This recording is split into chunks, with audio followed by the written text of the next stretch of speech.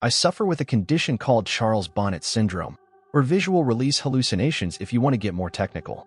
It's a condition that's far more common than you might realize. It's estimated that as many as half of people with gradual loss of vision will experience one or more bouts over their lifetime. Yet I'm willing to bet that most of you have never heard of it. The reason for that is because most sufferers are scared to tell anybody what we experience. I know I was, but I'm getting ahead of myself. My name is Andrew, and I'm 26. 2 years ago, I woke up with awful blurred vision. Every single edge and detail clouded as if somebody had smeared Vaseline on a camera lens. It never got better. I was scared then, and got over to Dr. Harper's surgery as fast as I could, suddenly needing to take a cab rather than climb in the car I'd driven without incident ever since I bought it 3 years prior. The doctor did some tests, asked me some questions. Have you been much thirstier lately? How often do you urinate? How would you describe your tiredness levels? And then gave me the diagnosis that changed my life forever. Diabetes. Type 1. He explained that I would need to take insulin shots with every meal, that eating the wrong foods without monitoring my blood sugar could see me drop into a coma or worse. Then he got to my eyes. Andrew, your diabetes has resulted in maculopathy. Do you know what that is? I shook my head dumbly, already reeling with the shock of my diagnosis, and Dr. Harper went on. It's when the diabetes affects the blood vessels at the back of your eye, blocking them and causing them to leak into the macula, the central part of your retina that helps you to perceive color and fine detail. When these blood vessels leak into the macula, it can cause significant damage. With a lump in my throat, I asked, "Okay, so how do we make this better?" I couldn't see Harper's face properly when he spoke, but his tone of voice was enough to tell me what I'd been dreading. "I'm sorry, Andrew," he replied gravely. "Perhaps if we'd caught this a little sooner, we might have had some treatment options available to us, but I'm afraid the damage has been pretty extensive. We can take steps to arrest the development of the condition, but I'm afraid it's irreversible." I felt as if my world had come crashing down around me. I was just 24, still at my physical peak. I was active, playing basketball and cycling a couple of times a week. And now my health, my body, and my sight had been taken from me. The first 6 months were tough. I broke up with my girlfriend, a sweet girl called Holly who tried to make it work but couldn't because I was so damn angry all the time. I lost my job, because if there's one thing an architect needs, it's his eyes. I even fell out with a lot of my friends, making excuses to not meet with them until they stopped asking. In truth, it was jealousy on my part, envy that they got to keep on living while everything I'd ever hoped for had been snatched away. I became a recluse, never leaving my apartment, barely bothering to wash, shave, or get dressed each day. I was so sure that my life was over, I stopped even trying to live it. I was an asshole. It took me a long time to realize this, but in the end it was the nurse assigned to visit me at home, a tall, no-nonsense, experienced woman called Lois who brought this to my attention. "You're an asshole," she said. "What?" I gasped, shocked at her language. "So you've got diabetes. Do you know how many people do?" she asked. Then, before waiting for my answer, she continued, "Do you think they all hide in their apartments, refusing to get on with their lives? Losing your vision is a terrible thing, and you do have my sympathy. But, Andrew, it's no excuse to give up." "But you don't," I argued, trying to defend myself, but she hadn't finished. "Understand?" she growled. "One of the bravest men I know was paralyzed from the neck down when he was just a child, and he hasn't given up. You can do so much more with your life, and you have people that want to help you do that, but you can't even be bothered to shave that ugly fucking beard off. Stop being a crybaby and make a fucking difference." Of course, it didn't happen overnight, and I argued with her. I was furious at her blunt insensitivity and told her to leave. I said I'd tell her superiors, but she laughed and told me I wouldn't. "You won't because you're a smart guy, and you've got too much pride for that," she said. "I'll see you next week." That night I shaved. I opened my curtains and actually looked around. Things were blurry, but when I really looked, I could see the things scattered around my home, the mess I'd let it become. When Lois came back the following week, the place was tidy. I was clean-shaven, dressed. I'd even attempted to comb my hair. She didn't say anything about it, didn't mention the argument of the week before, but she took me out for coffee down the street. She guided me along the sidewalk to the coffee shop, talking to me, reassuring me. It was daunting, even though it was less than a block away, but I felt so proud when I got there. We talked, me and Lois. I think I even laughed. Afterwards, she walked me home. Then, when she helped me back inside, she said, "It's nice to meet you at last, Andrew." That day was the beginning of my new life. I moved to a new apartment, a ground floor place, and joined a group of other young people with visual impairments. I made friends. I got out every day, even if it was just a short walk, but I made a point of seeing what I could of the world. I bought what I could, but the Sawyers, the old couple that ran the local store, would bring my groceries by once a week. Clark's a gruff old coot, so he refuses to coddle me, and he's told me that he respects me for being like I am, for maintaining my independence, for not giving up. From a guy like him, that's one of the sweetest things I've ever heard. Things were going so well, and then, 1 year ago, it started. I walked into my living room, a mug of coffee in my hand, and I saw a Victorian funeral carriage stood right there on my rug, complete with 2 huge, proud horses in full livery, adorned with long black plumes in their bridles. They stood perfectly still, while the driver, a small bearded man in period costume and a top hat, fidgeted with the reins and peered at me expectantly. Bizarrely, they were far clearer than the usual blurry shapes that I could see. I damn near pissed my pants. I dropped the cup, spilling scalding hot coffee over my bare feet, jumping backwards with a cry of pain and alarm. When I returned my attention to the horses and carriage back in the room, they were gone. In that moment, I wondered if I was going mad. Apparently most of us do, which is understandable. How would you feel if you'd seen that exact same sight in your home? Unless you're Jack the Ripper, I imagine many of you do not have a coach and horses just laying around. I certainly didn't. Eventually, after much quiet swearing to myself, and more than a little self-delusion, I managed to convince myself that I had not seen what I thought I had, that it was merely a very vivid daydream. This seemed to work, and I got on with living, even if I entered that same room a little more cautiously in the days that followed. Finally, I forgot about it. 2 weeks later, I saw a giant, floating, swirling orange ball in my bathroom. I damn near pissed myself again. I stood staring at it, this bizarre, rotating, levitating globe that was a little larger than a beach ball hanging in midair over my tub, open-mouthed for a full 10 seconds, before finally screwing my eyelids tightly closed and whispering to myself, "That isn't there, that isn't there." After 5 seconds, I opened my eyes again. It wasn't there. Have you ever had cause to doubt your own sanity? To wonder whether what you perceive is truly there, or if your mind has betrayed you?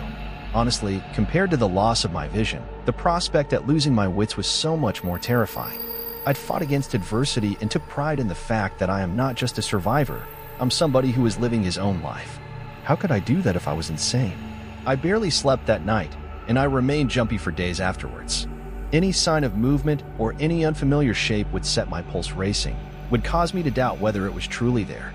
It was the toughest time I'd ever been through, worse even than that time after I was diagnosed with diabetes.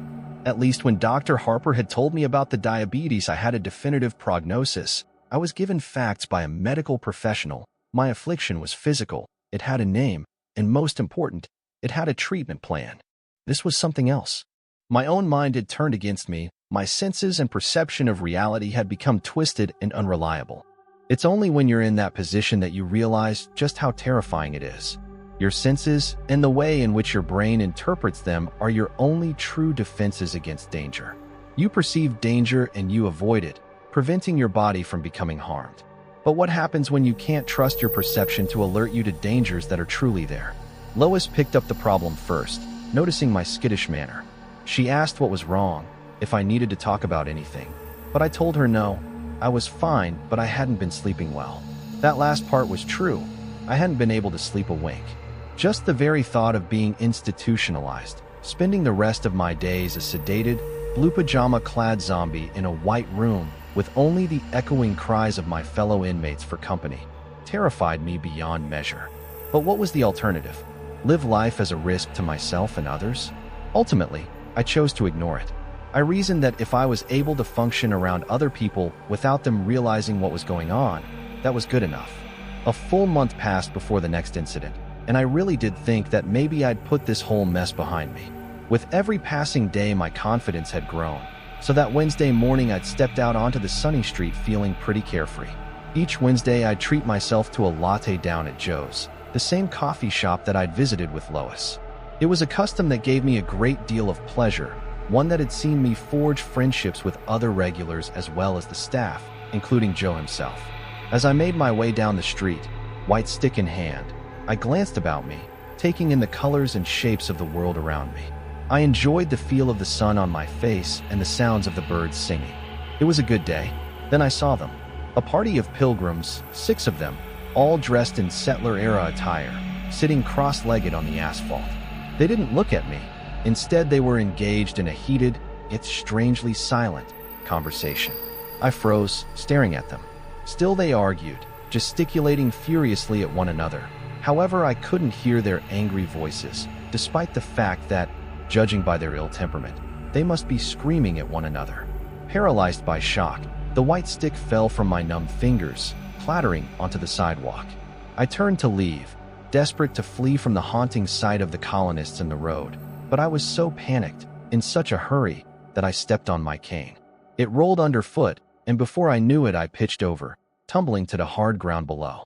I didn't quite break my fall in time, banging my cheek hard on the floor and skinning my palms.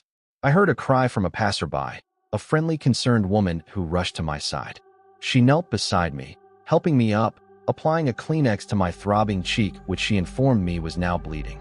I tried to tell her that I was okay, there was nothing to worry about, but this good Samaritan insisted on driving me to Dr. Harper's office to get my injuries looked at. Now I think back to it, I'm pretty sure that she knew my obvious distress was nothing to do with the fall.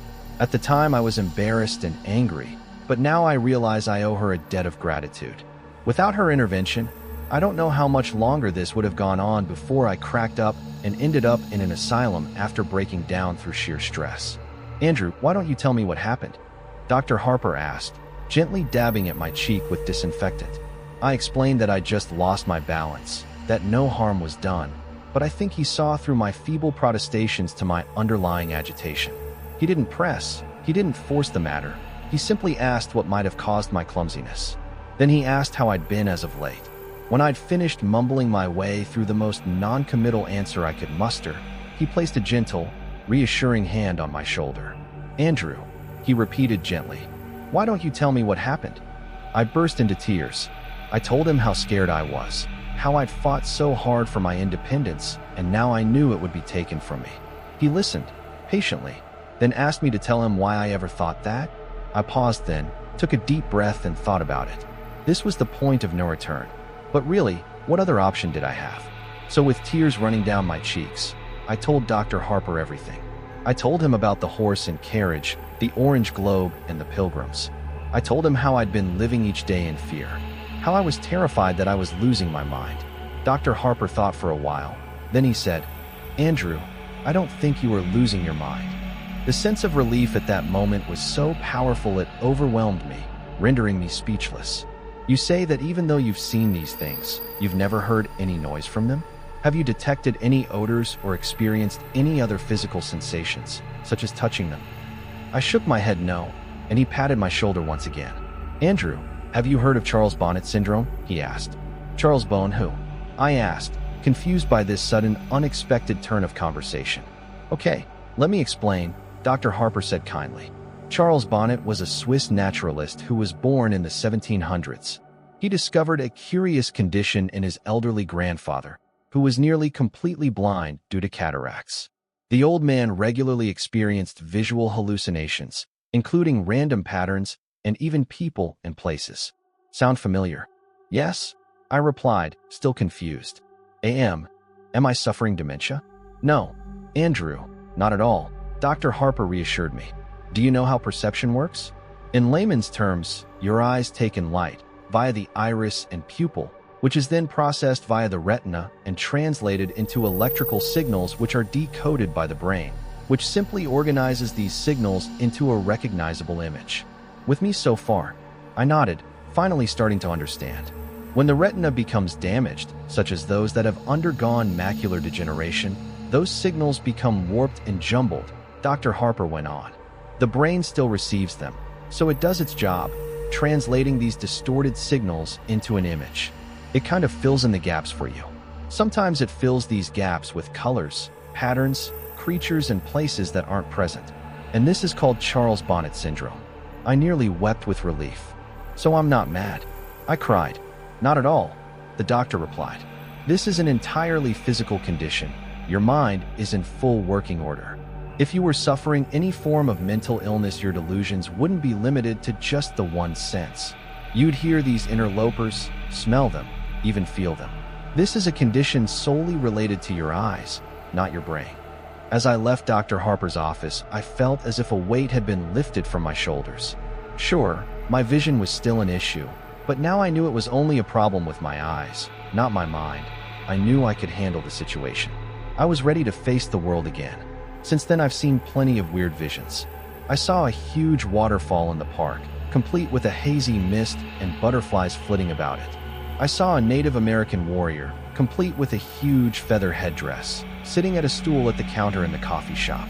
I saw an intricate, and quite impossible, structure of scaffolding crisscrossing the entire front of my apartment block. Hell, on the 4th of July last year, I even saw a great swooping green dragon in the sky, twisting and cavorting through the air overhead. All looked utterly and completely real. Yet, now I knew they were simply tricks of the eye. They were no longer disturbing. In fact, I actually came to quite enjoy them, even looking at them as unique and entertaining little shows or works of art that existed purely for my pleasure and nobody else's. I came to welcome them. Then, a month ago, I saw her. It was nighttime. It's always nighttime when I see her, and I was just getting ready for bed. I walked into the kitchen to get myself a glass of water and actually cried out in alarm when I spotted the figure in the corner. She was tall, by far the tallest woman I'd ever seen, and even though she stood hunched, she still had at least 6 inches on me. I was used to seeing characters in dated and bizarre dress, but this was different somehow. It didn't seem like an outfit from any one time, instead a bizarre mishmash of items. She wore a tuxedo jacket, figure hugging and black, tailored to the female body shape, over a dirty, old ruffled dress shirt. To complete the ensemble, she wore a bright red bow tie. On her hands, which she held out to either side as if shrugging or maybe feeling for rain, she wore dirty white gloves. Her fingers were disproportionately long, almost spidery, and occasionally they twitched, as if she longed to grip and squeeze something in them. On her lower half, she wore shorts the same crimson as her bow tie, over opaque black nylons. Her legs were long, lithe, attractive, if the truth be told, the legs of a dancer. She also wore red heels, the same hue as her shorts and bow tie, but they sparkled and shimmered, bringing to mind Judy Garland's ruby slippers from The Wizard of Oz. As strange as this ensemble was, I couldn't tear my eyes from her face.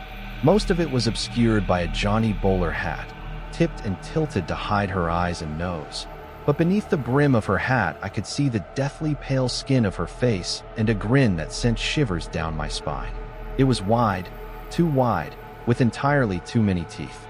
A smile is meant to be an expression of warmth. It's meant to feel welcoming and benevolent. But the look on this woman's face oozed malice. It felt much like the sort of glee I'd expect from a snake as it corners a rat. However, the thing that startled me most was that she had a third arm sprouting from her back, curled up and over her head like a scorpion's tail. It was longer than any arm should be, and the hand only had 3 fingers, like a claw. It was pointed straight at me, and as I swore in dismay and stumbled sideways, it seemed to track my movement.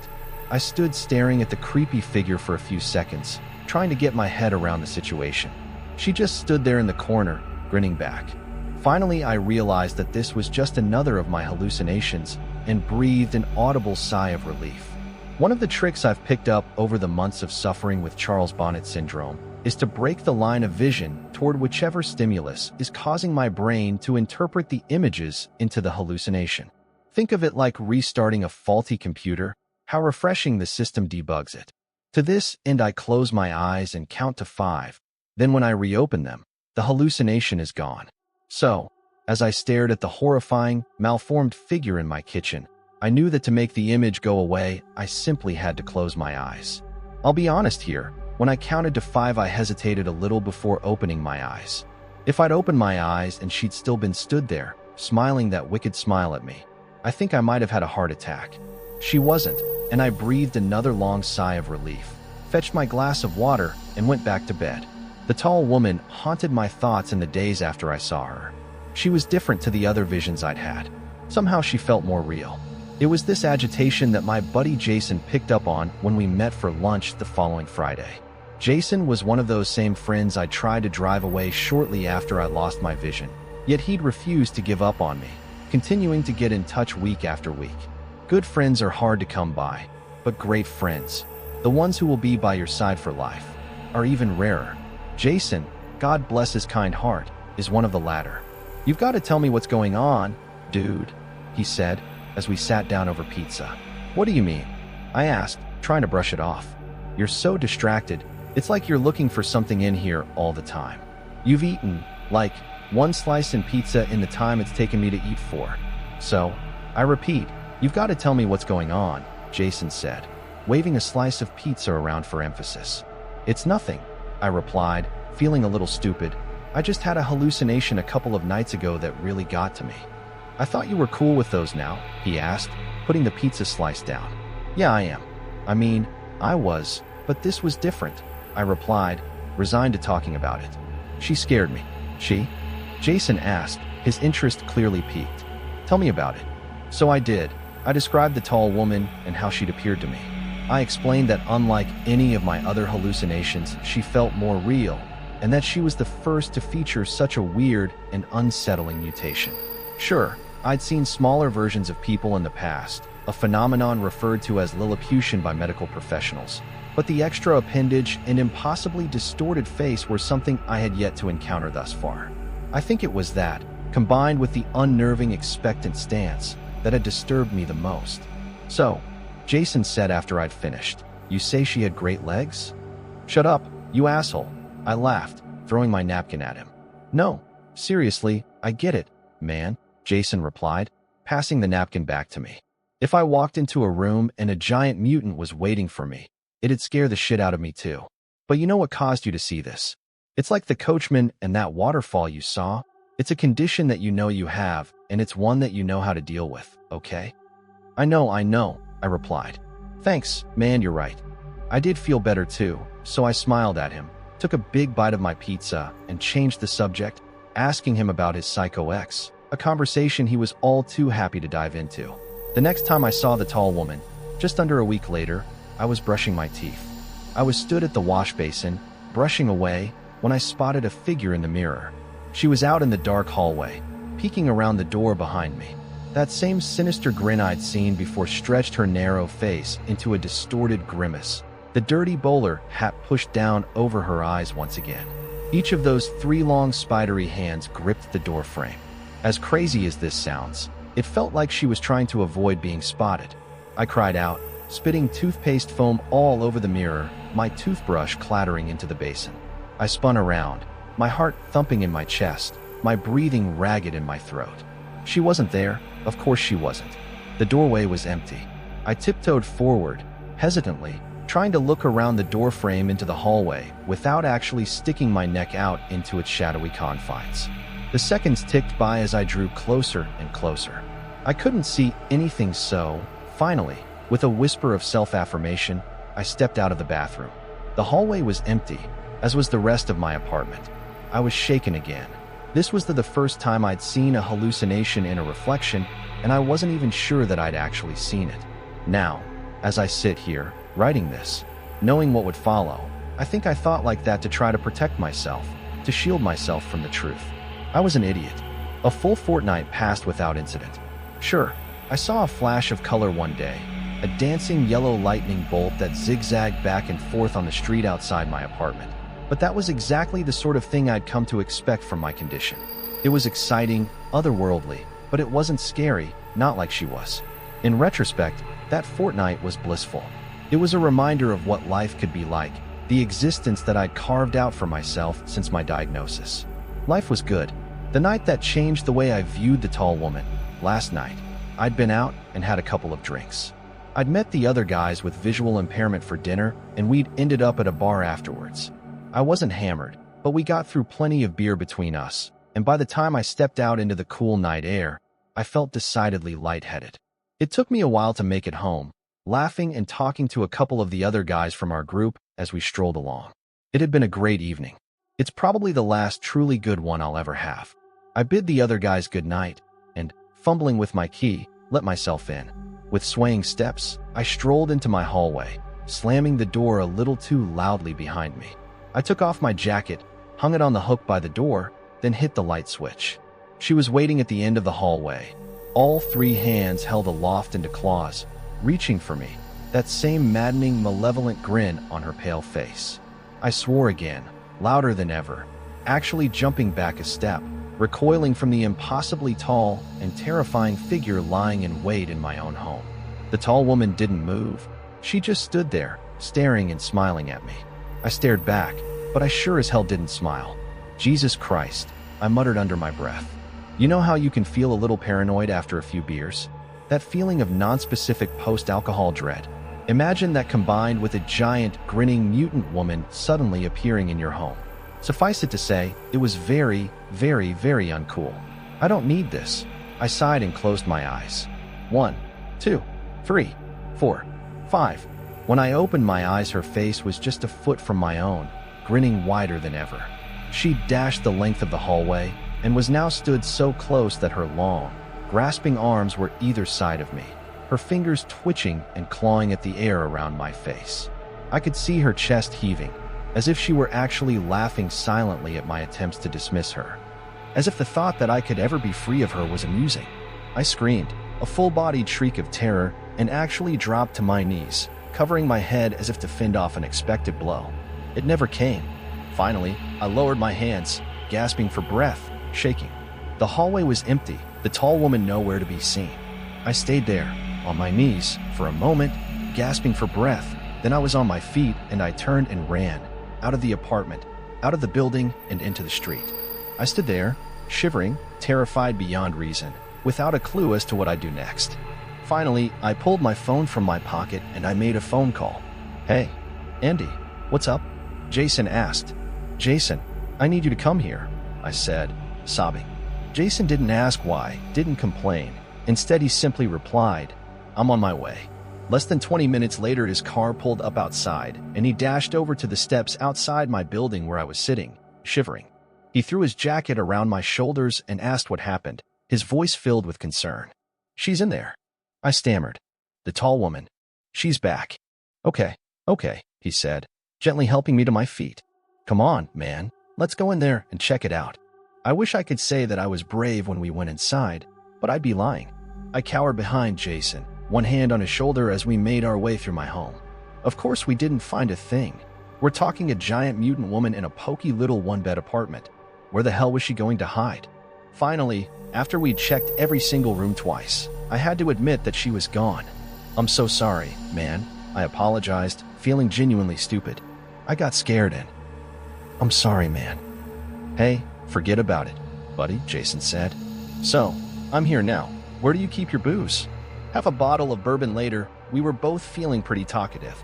She's, just kind of different, I tried to explain. I get it, he said. It's like, you saw something bad and you feel bad, and that's bad. He didn't get it. No, she's different, I explained. I've never had a repeat hallucination before. And they've never been scary, She's not like the others.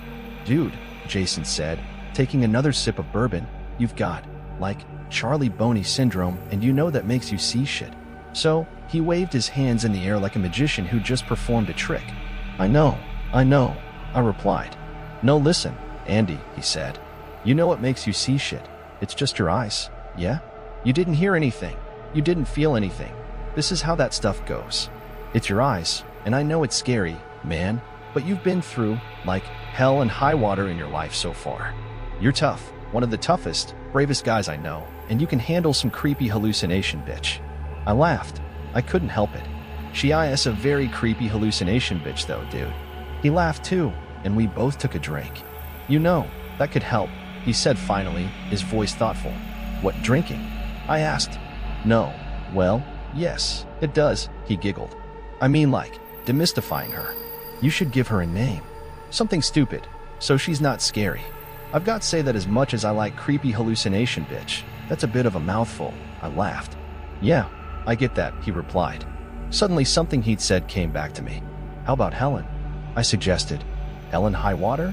Awesome, he said, then raised his glass. Here's to Helen, buddy. To Helen, I smiled and drained my glass. Jason spent the night on my sofa, mainly because he did too much to drink to even think about getting behind the wheel of a vehicle. But honestly, I think the reason he drank so much was so he'd have an excuse to stay and keep an eye on me. I'm glad he did. Knowing that he was there made me feel safer, and I was able to get some sleep.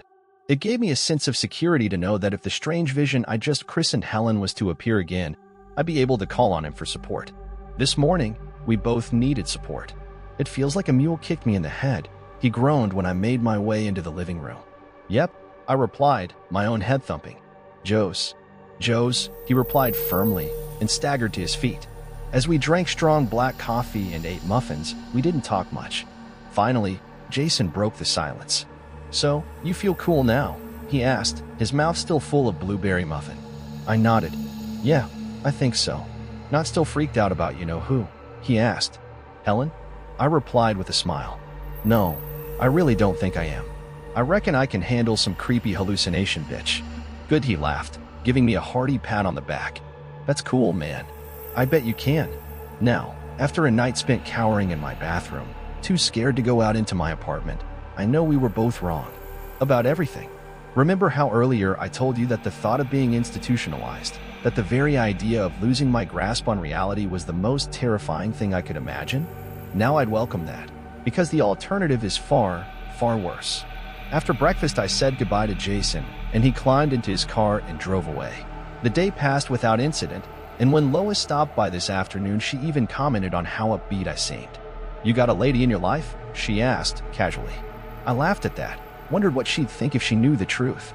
Yeah, I chuckled, something like that. Good for you, she sniffed. You make sure you treat her right. That tickled me even more, and I had to bite my lip. Sure, I replied. I'll do my best. Tonight, still a little wiped from the exertions of the previous evening, I decided to turn in early. I brushed my teeth, washed my hands and face, and got changed. Finally, I fetched a glass of water and walked into my bedroom. I climbed into bed and instantly felt so relaxed. Within mere seconds, I was ready for sleep, that sudden overwhelming drowsiness that comes when you've spent a whole day keeping sleep at bay. I decided that resistance was futile and sat up to switch off the light. I nearly didn't see her, but as I reached for the switch, I caught a glimpse of something out of the corner of my eye. My heart leapt into my throat as I turned to the foot of my bed. The tall woman was crouching there, her grinning face staring at me from just beyond my feet. So many teeth. Her long, slender fingers spread out over my blankets, twitching slightly as she gripped the end of the bed. Slowly, excruciatingly so, her third misshapen arm came into view over her shoulder, joining her other hands on my bedding. I froze, utterly petrified. I was at a crossroads here, arriving at a pivotal moment that had been coming for some time. She watched me, grinning, as if she was waiting to see what I'd do, cruel amusement flickering across her pale face. But this time I'd had enough. You don't scare me anymore, I said, my voice filled with defiance and anger. I'm not letting you do this to me. I reached across to the light witch. Good night, Helen, I said triumphantly, then flicked it, plunging the room into darkness. I laid there, a sense of tremendous pride surging through me, and I grinned to myself in my warm, comfortable bed, overjoyed at the emotional victory of overcoming my own fear. And then it happened. The thing that led me here, something that turned my blood to ice water, my bowels to jelly. Good night, Andrew, her rasping voice hissed from the darkness.